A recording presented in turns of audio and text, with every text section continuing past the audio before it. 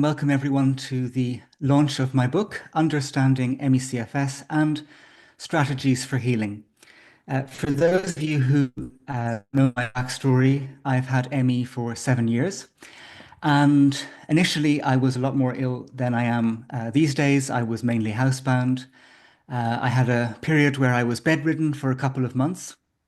And about 4 years ago, I also had a whole series of symptoms over months that felt and in fact were life-threatening and which ended in me being hospitalized.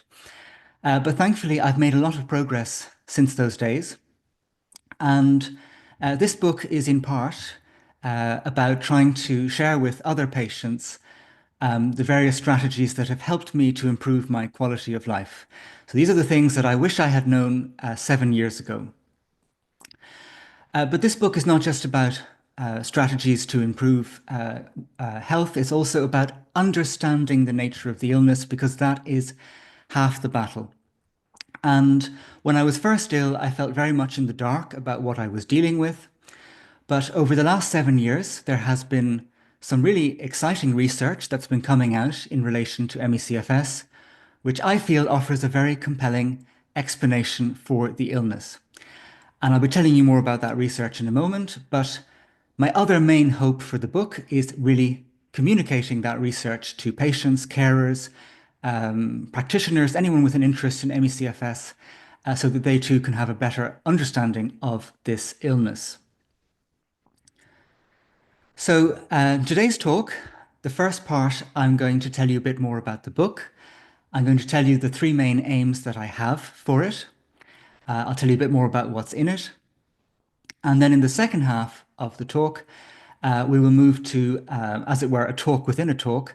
And I'll be describing some of the subjects within the book, focusing on the new science of post-exertional malaise and why the Mitodicure pill could be the long-awaited answer for ME/CFS and long COVID. So Mitodicure is a very exciting possible development, which I'll be telling you all about.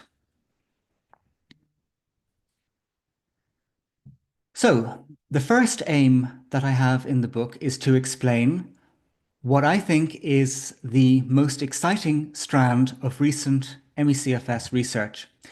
And this comes from the collaboration of Professor Klaus Wirth and Professor Carmen Scheibenbogen. Now you see Klaus here on the left and Carmen on the right. I'll just tell you a little bit more about them. Professor Wirth has a background as a pharmacologist, i.e. he's worked in drug development, and he's been a senior researcher at the pharmaceutical company Sanofi. And I'm also honored that he wrote the foreword for my book as well, in which he describes his encounter with ME/CFS and how he's gone about researching it. But he's really kind of, as far as I'm aware, rather unique in the ME/CFS world in having a pharmacological background, because there's not many people who seem to be working on our illness with that particular skill set. And so that gives him a different way of thinking about the illness, which I think does the ME/CFS world a lot of good. Anyway, he previously didn't know anything about ME/CFS, but around 7 years ago, he came across a report of a young man who was bedridden because of the condition. And that really got him interested, and he looked up the research, and he found various things that were relevant for his previous work. And from there, he really became passionate about trying to research and understand and really get to the very core of ME/CFS. Shortly into that process, he reached out to Professor Carmen Scheibenbogen, who leads the ME/CFS Center at the Charité University in Berlin. And they sat down together to work on a series of papers over the coming years. And these papers are really fantastic. They are massive breakthrough papers. And one of the reasons that I think they are so exciting is that they've taken a radically different approach to most other research. And that's not, by the way, in any way to do down the other research. It's all been absolutely essential. But they've taken a different methodological approach, which has I think, been really helpful for ME/CFS. So what do I mean by that? Well, previously, the research would tend to focus on a specific problem somewhere in the body, let's say in the blood or in the blood vessels or in the brain or in the gut or in the cells.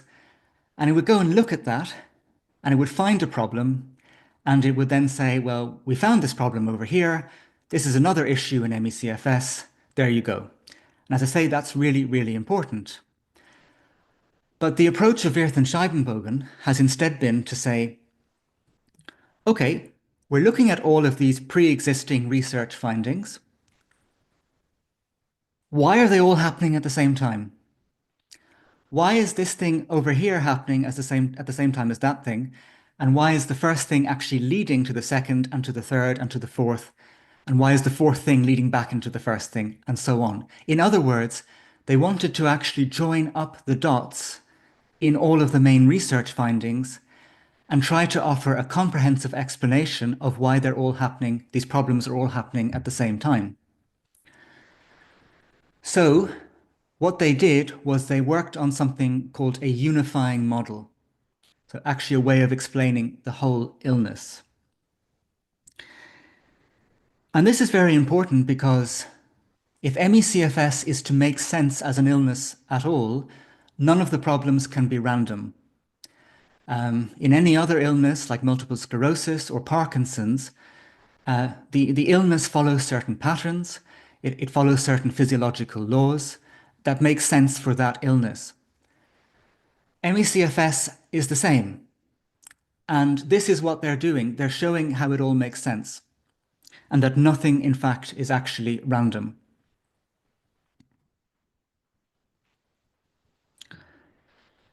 So here's an example of one of their main papers, a unifying hypothesis of the pathophysiology of ME/CFS, recognitions from the findings against beta-2 adrenergic receptors. Here are others, pathophysiology of skeletal muscle disturbances, a paper on autoantibodies, and a paper on the muscle sodium content in patients with ME/CFS. And so my hope really for patients reading my book is to be able to understand this research and see how everything connects together. Because this work covers what's going on in the blood vessels, in the autonomic nervous system, in the cells, autoimmune problems, and it shows how everything is linked together, and that ultimately you have all of these vicious cycles. You could even say there are hundreds of vicious cycles. But when you actually get your head around it all, it's just all one big vicious cycle. So that's the first hope. The first hope is to help people to feel less in the dark about their illness by understanding this model. And it certainly has helped me enormously getting my head around this. The book also explains the work of other key researchers like Ussher and Van Kampen, Beate Jaeger, Nancy Klimas, Ron Davis, and Risha Pretorius. Now, this work actually often fits into the model of Wirth and Scheibenbogen, so there isn't like competition or anything between the ideas. But my book also tries to explain the key breakthroughs from these other researchers and research groups as well. A second aim of the book is to raise awareness about the pill that Professor Klaus Wirth is currently trying to develop. I'll be telling you a lot more about this in the second half of today's session. But that pill is called Mitodicure, and it could be the world's first ME/CFS medication. And that is to say, it will be targeting the actual pathophysiology. At the moment, ME patients do take pills. They can take things like low-dose Abilify or low-dose naltrexone, but they're not actually developed for our illness. This would be, and therefore it could have a much more significant effect.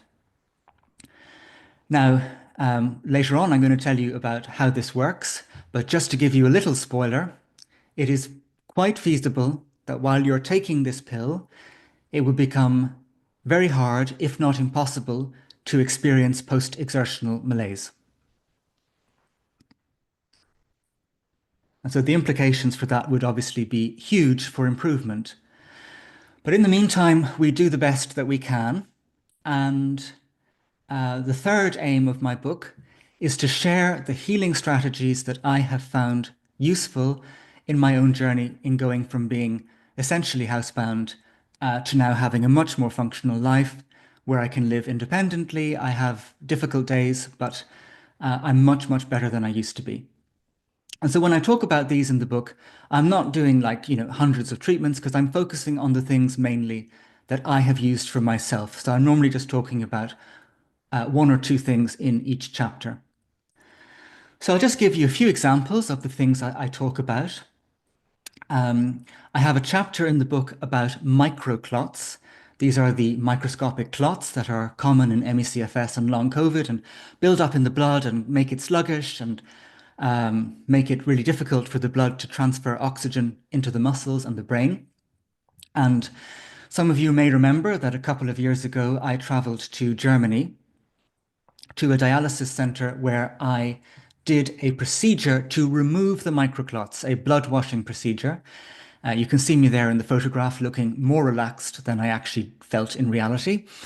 Because I had all of my blood going into a machine. I did the procedure 7 times over a couple of months. And this helped me a lot. These are the pictures of my blood from before and after treatment. You can see on the left that my blood is actually black. And that is because the microclots had condensed my blood and made it thicker. And when you make blood, more condensed or any liquid, it becomes darker in color. So my blood was like that. And this is actually not uncommon in people with our illness. It's not the same for everyone because this operates on a spectrum of severity, but this is not uncommon to have darker blood. And then you can see on the right, after 7 treatments of HELP apheresis, thinning the blood and taking out the microclots, that actually it had returned to a normal color and consistency. So that was a very important treatment. I talk about it in the book in detail. I also talk about other ways of treating microclots using medication and supplements, but that was a very important strategy that made a big difference in my life. I talk about another German blood washing procedure which I did not take, called immunoabsorption. It's unfortunately very expensive, so it's probably mainly of interest because of what it tells us about the illness. But it's another one of these procedures in dialysis centers. It takes out the autoimmune components of the condition, and research and anecdotal case studies have shown that this can really help some people quite significantly. When it comes to things like supplements, I have a chapter on low blood volume, what causes that in ME/CFS, and I talk about counteracting this with oral rehydration solutions, which of all the supplements that I have tried over the last 7 years is the one that has had the most dramatic effect on improving my quality of life. These are little sachets of salt, glucose, and potassium, which are extremely effective at boosting blood volume. In Ireland and the UK, diaurolite is the most typical form of ORS. And one study showed that this actually improves blood flow to the brain as much as taking a saline IV. So this is a highly effective treatment. I cannot say the number of times that I have been in a crash, stapled to the couch, not able to move. I drink a litre of oral rehydration solution, and I can get up, move around, and actually take part in the day. So this I talk about the science of in detail in the book. I also talk about something called the Buteyko method. This was developed by Dr. Konstantin Buteyko, this rather stern-looking Soviet doctor, and it's a form of breath work which involves increasing carbon dioxide levels in the body. This has a lot of implications for ME/CFS because CO2 tends to go low in the illness. And when you have lower CO2, you actually end up oxygenating your body less well because CO2 acts as a conduit for oxygen to be released into the body's tissues. CO2 is also a vasodilator, so it improves blood flow very directly. And I describe how to practice this in the book, but this is something that has had a very reliable impact on my quality of life. And when I'm incorporating this into my into my everyday, I feel significantly better. I also have a chapter on a rather controversial topic, which is neuroplasticity or brain retraining. Now, I say this is controversial. There are two camps out there at the moment when it comes to neuroplasticity and ME/CFS. And before I get to them, I'll just explain that neuroplasticity is the idea that the brain can change in response to experience or exercises. And some people suggest that there are neuroplasticity exercises that patients can do for ME/CFS to improve or even to recover from the illness. Now, there are two camps out there at the moment. There's one which says this is a total waste of time, it's pseudoscientific, it's quackery, it's an area filled with charlatans and, proceed with care. And there's another camp which says ME/CFS is only a sensitized brain, only a hypersensitive nervous system. There's nothing going on that's wrong in the body. You just need to rewire your brain out of fight or flight and you will magically recover. And sure, why don't you buy my program for $2,000 while you're about it? So there are these two camps at the moment. And I basically disagree with both of them. I think neither of them are coming at this from the most objective or accurate way of thinking about it. And to my mind, neuroplasticity is a valid intervention. It's used in other conditions like recovery post-stroke. So people who actually lose the use of a limb can sometimes, through neuroplasticity, regain the use of that limb by kind of creating new neurons. And so the question really becomes, what would we need to do from a neuroplastic perspective to improve the brain's situation in ME/CFS, and what impact might that have on symptoms? But I try and frame this in a very, a big picture way, talking about how this can fit in with the rest of the illness mechanisms. And I would strongly disagree with those brain retraining coaches who claim that ME/CFS is only a hypersensitive nervous system. This is simply just plain wrong and really actually a very, I think, dangerous view to be putting out there. Anyway, I have a chapter on that and also include brain retraining exercises I've developed myself, which tend to help with things like noise sensitivity, smell sensitivity, the feeling that the nervous system is kind of dysregulated. I tend to be able to improve those things through brain retraining. I've just not had improvements in exercise intolerance or post-exertional malaise from this. I'll talk about a range of other things very briefly: ancestral diets, ketogenic diets, carnivore diets applied to ME/CFS. I talk about adrenal and thyroid issues, which tend to occur as a response to the illness, and they're quite unusual and difficult to diagnose. I talk about osteopathy, the parent technique, lymphatic drainage. I talk about how to perhaps recondition in a safer way, how to adapt what we call exercise to the reality of ME/CFS to try and do it much more safely and gently to get stronger without experiencing post-exertional malaise. I have a chapter on finding hope and meaning when you have chronic illness. And I also then talk about, have a summary chapter of the main research. And considering that, I ask the question, theoretically speaking, given how ME/CFS is, what might it take to recover? So in terms of where you can get the book, it is available in paperback, ebook, and audiobook form. You can buy it in paperback from all major online retailers like Amazon and Barnes & Noble. It should also be possible to order it from your local bookshop because it is being distributed with a worldwide distributor, which should allow for bookshops to order it. It's available in ebook from Amazon, Kobo, Apple Books, Barnes & Noble, and others. And if you like audiobooks, there is a version on Kobo, and there will also be a version, an audiobook version available on the website for the book, understandingmecfs.com, although that is not available yet. All right, so that's the book launch part of the talk. We're now going to move to this topic, which is covered in the book, but I'll be telling you now about the new science of post-exertional malaise and why the Mitodicure pill could end up being the long-awaited answer for ME/CFS. So, I want to pose this question: what happens when you crash?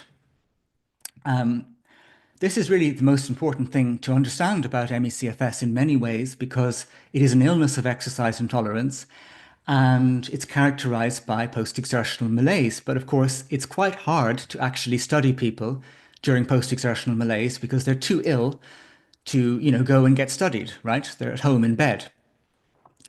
But there have been some papers recently which do actually study what happens during PEM. And we know about things like damaged mitochondria and, lower levels of mitochondria and lower levels of ATP. But there was a paper last year that found something very different and, initially quite shocking. And so what happens when you crash is actually that your muscles die. Now, thankfully, just to qualify that immediately, not all of them, and they do regenerate. Okay, but the regeneration process is slow because the situation the body is in is difficult. It's hard to regenerate the muscles, but basically, when you physically overexert, when you have ME/CFS, it damages your body to the extent that the muscle tissues die. This is called muscle tissue necrosis. And this is actually, a very, well, it's an obvious example of two things. One, why the illness is not psychosomatic, and two, why post-exertional malaise feels so awful. You're literally recovering from this when it happens. Now, we know this from a paper from the Netherlands.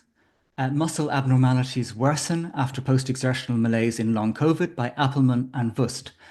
And what this team did is they did biopsies of the muscles of patients a day before an exercise challenge and one day after the exercise challenge when people were starting to develop post-exertional malaise.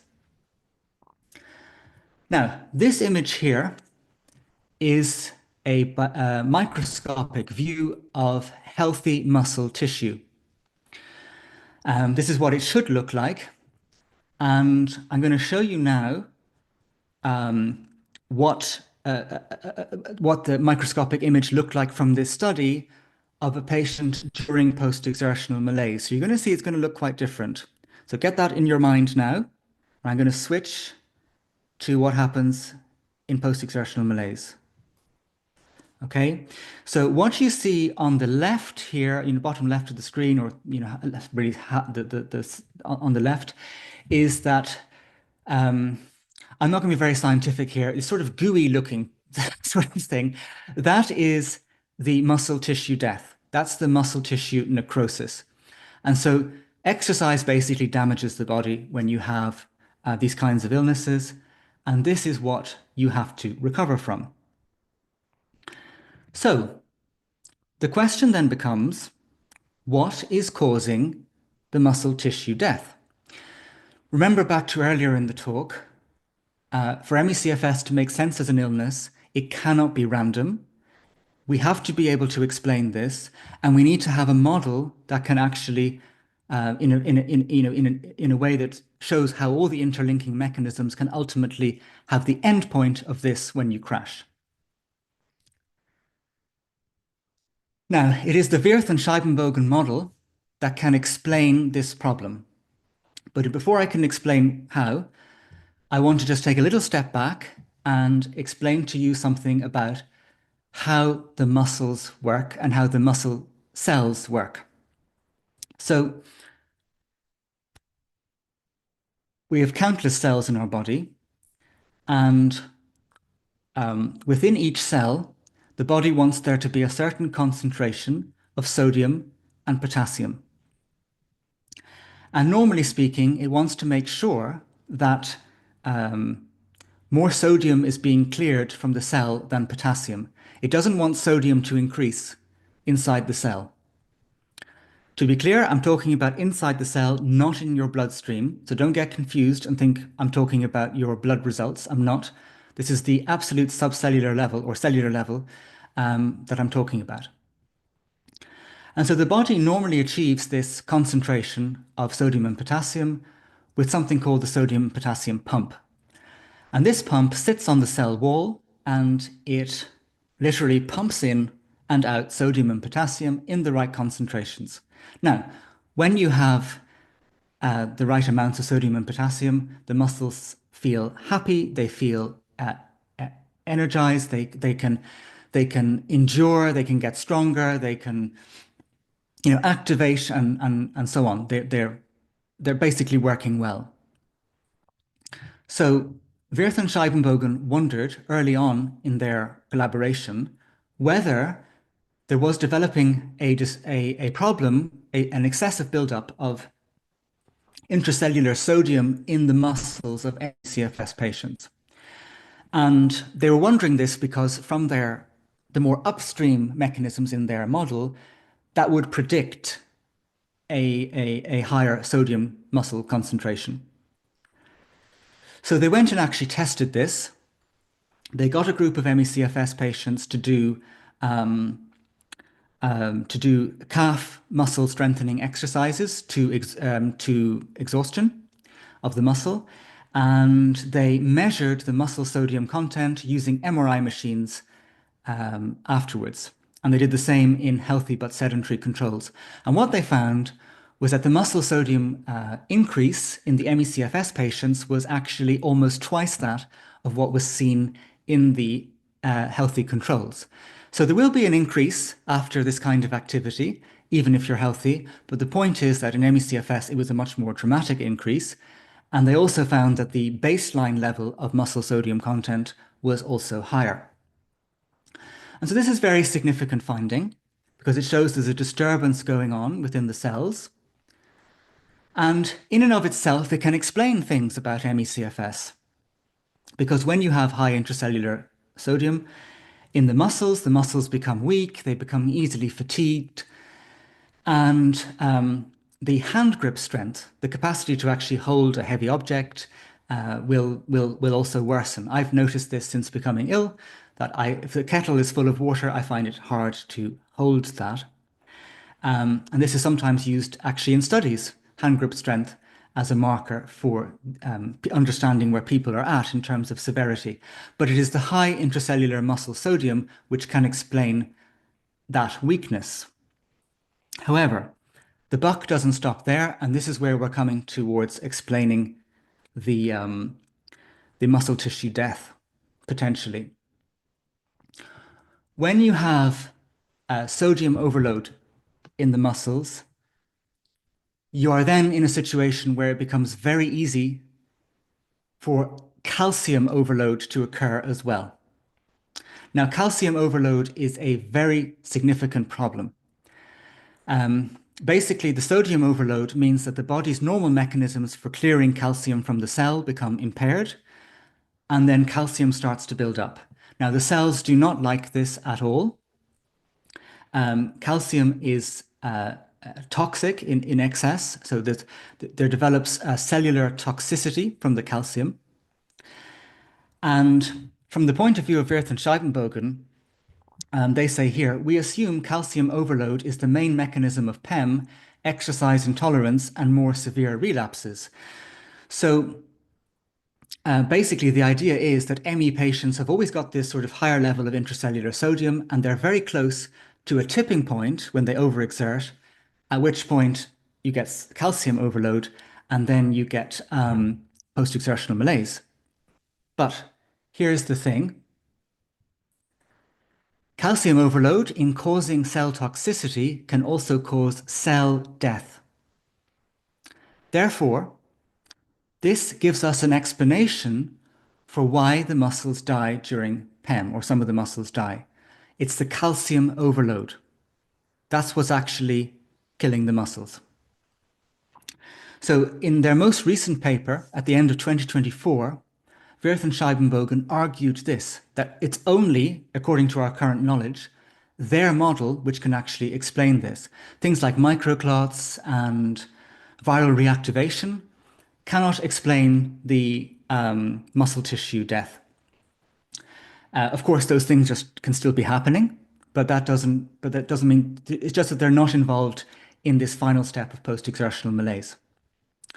So they write in their 2024 paper, based on our current knowledge on the known causes of muscle damage related to exercise and malperfusion, i.e. poor blood flow, diminished function of ion transporters, i.e. of the sodium-potassium pump, and consecutive calcium overload-induced toxicity is the only explanation for tissue necroses, i.e. the muscle tissue death, and particularly mitochondrial damage in ME/CFS. Calcium overload cannot be demonstrated in vivo by imaging techniques, but the histological picture, that's the picture under microscope, found in the biopsy study from the Netherlands that I told you about, after exercise showing necroses can only be explained by calcium overload. So this obviously has huge implications for our understanding of ME/CFS, and certainly for my money, this adds huge weight to the likelihood that the model of Wirth and Scheibenbogen is what ME/CFS basically is. Okay, so if that's the problem with post-exertional malaise, what kind of therapeutic potential might there be? And this is where we come to Klaus Wirth's pill, Mitodicure, which he's trying to develop. So Mitodicure, he founded a couple of years ago. They are currently seeking investors to go through the trials to become the first ME/CFS pill. But basically, the mechanism of action, and this would be a simple tablet, right? It's not a fancy infusion. It's just a straightforward medication. The aim, its mechanism of action, would be to improve the functioning of the sodium-potassium pump. When you improve that, you would improve you would lower the high intracellular muscle sodium concentrations. So you bring those back down. And because you bring those back down, you would also prevent the calcium overload from occurring. And remember, according to the Wirth and Scheibenbogen model, calcium overload is the main mechanism of post-exertional malaise. So if you're taking this pill, the theory is that actually you would not experience post-exertional malaise at the same time. So it wouldn't be targeting everything in the illness. It would be targeting specific parts of the overall vicious cycles, but it's targeting what is arguably the problem that keeps people stuck the most, because when you experience post-exertional malaise, your whole body has to do a major recovery job. And it usually does successfully do that recovery job, but it takes a lot of time, a lot of effort, and a lot of body's resources. So if you could take that out of the picture, it begs the question, what might the body be able to do if it didn't have to keep dealing with PEM?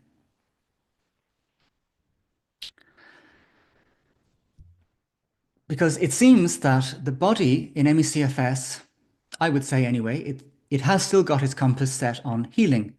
Just think about, when you're in a terrible crash and you can hardly lift your head or turn over on your side, and then after some days or a week or whatever it is, that actually gets better. And that's because your body is trying to heal. The question is, what might it be able to do if it went 10 days, 20 days, 30 days, 100 days without crashing? Would the body be able to do the rest of the job itself? That's an open question, and a tantalizing one, but one that I hope we can get the answer to. And really, this is a very different kind of pharmaceutical, because a lot of pharmaceuticals would be symptom suppression, whereas this is really thinking about how the illness works, all of its vicious cycles, and it's choosing to target the part that's the most burdensome for the patient, with the knowledge that their body might be able to then do the rest of the job. Now, I don't want people to get their hopes up. I know this is a very promising development, but medical research does take time. And even in the best possible world, this is still years away. They are looking for investors. They need to go through their trials. We know from a public conference that around 20 million euro is required for this process. And look, we can only hope that this does happen. And even though it's disappointing that it takes time, it's so important that this process occurs because not only could this dramatically help millions of ME/CFS patients in the future, but it would also do two other things. It would actually change the societal and medical mainstream perception of the illness, because even though we have all this research showing how serious ME/CFS is, busy doctors tend to be interested in the effect of pills. And if there is a pill approved for ME/CFS, which has a dramatic impact thanks to specific mechanisms, that immediately convinces the medical profession about the biomedical nature of the illness. And the second thing it would do is it would really help us in our understanding of ME/CFS. And this is an important concept, but if you have a model of an illness like Wirth and Scheibenbogen have, and you develop a pill based on that model, and then you test the pill and it works as you expect, you can actually use medication to prove the model. Yeah, so basically the pill can prove the principle. And this would be also a huge advance because we'd have a much clearer idea of what ME/CFS actually involves. So in conclusion, in recent years, we've had a lot more interest in ME/CFS in the mainstream media. You see it in things like the BBC and The Guardian and things like that, and the Times. And we're getting a lot more attention. But the narrative in these publications tends to be ME/CFS is very serious, but we don't really know what's going on and more funding is needed. But it's just possible that actually now is the time for us to change that narrative, even if it's done more cautiously, and to say, here is a potential model, it's very compelling, and actually we need to fund this and find out what happens. So to my mind, now is the time to start changing that narrative and say, okay, this is probably the nature of the problem. Now what can we do about it? Now can we please really prioritize funding these medications and this kind of research? So I'm going to end with the words of Klaus Wirth and Carmen Scheibenbogen from their recent paper. ME/CFS is no more an enigmatic disease for which therapeutic concepts are missing. Since the assumed disturbances are functional in nature and are treatable by appropriate agents, there is a good chance of novel, highly efficacious drugs and even healing for this most frequent and most debilitating disease. We appeal to politicians, pharmaceutical companies, and stakeholders to support the rapid development of such promising new drugs. Let us hope that their call is heard.